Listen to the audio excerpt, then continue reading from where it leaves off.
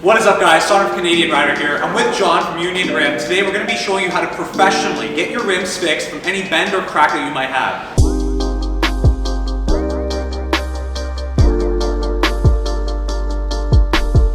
John's been at Union Rim for how long, John? Right now we've been in business for about 10 years. Okay. It's actually our father-son shop. Okay. We started off very, very small. We slowly started producing power coating. The last thing we was hydrographics, actually. Hydrographics. And we started dipping. Right. Yeah.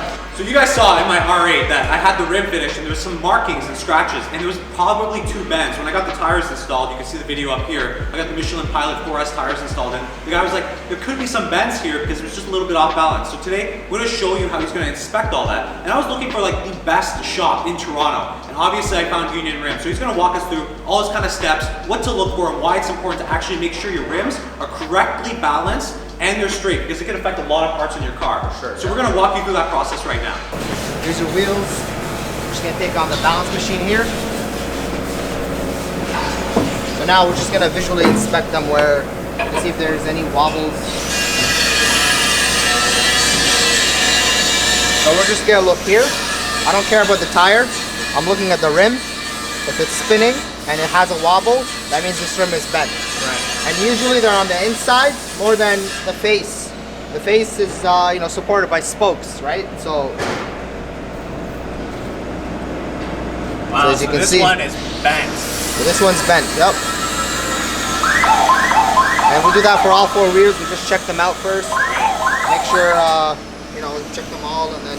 So you guys can see that wobble right there. It's just wobbling. Now, sometimes you don't, just because it's not curb rash doesn't mean that it's not bent. Right. Sometimes the rim is curved, but it's not bent. It has nothing to do with it. This is strictly pothole damage. Right. Right? So, and out of like 10, how bad is this on an average? I'd say around 5 out of 10. There's a lot worse. Right. Okay, so this is what's causing the vibrations I was feeling on the highway. Yes. Okay. Yes. So this is the rear one with the curb rash, right? Yeah, right here. See that?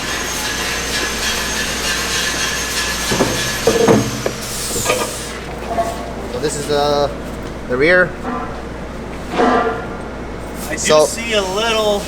There's a little hop in it. There's a little hop Not as bad as the other one. Right. Typically these would be on the same side of the car. Right. Not always. Not always. But this one and the other one might have been on the, I'm not sure, but you might know, but it's on the same side of the car. This is a sensor. I'm trying to avoid that. The tire pressure monitor. Yep. I'm just gonna take it off now.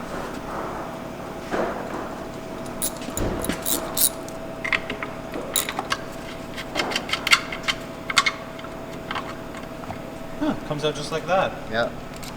There it is. Sometimes these here, they start corroding. Right. Like the rubber seal right here. Right. It just has to be replaced. If it ever leaks from there. Okay. Just put that here. Is it possible to damage that sensor? Of course, yeah. If you're not like paying attention, for sure you can break it. And they range anywhere between 50 to 300 if it's a Lamborghini. Or an R8. In your case. Yeah. Yeah, that would suck to pay $300 for a sensor each on 4 wheels. Alright. So you just don't lose the sensor and the tire. Oh yeah. So essentially, we just want to mark the sensors from where they came off of, whether the right front, left rear, right front. Right. And so it goes back to the same place so the car doesn't get confused. Right.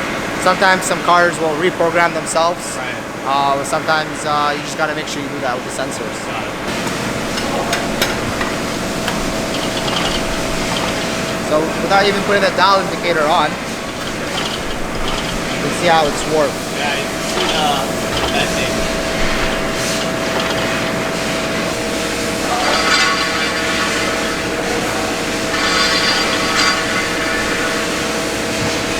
So as you see, it's supposed to be within plus minus 5 thou, 7 thou, plus minus. Right. So now this is the big bend right here. It's going almost 30 thou off. Wow. Actually, there's 2 bends in this one. There's one here, that's number 1, 3. There's 3 bends in this rim right here. That's 1, 2. So this is say 1, 2, 3. 3 bends. Yep.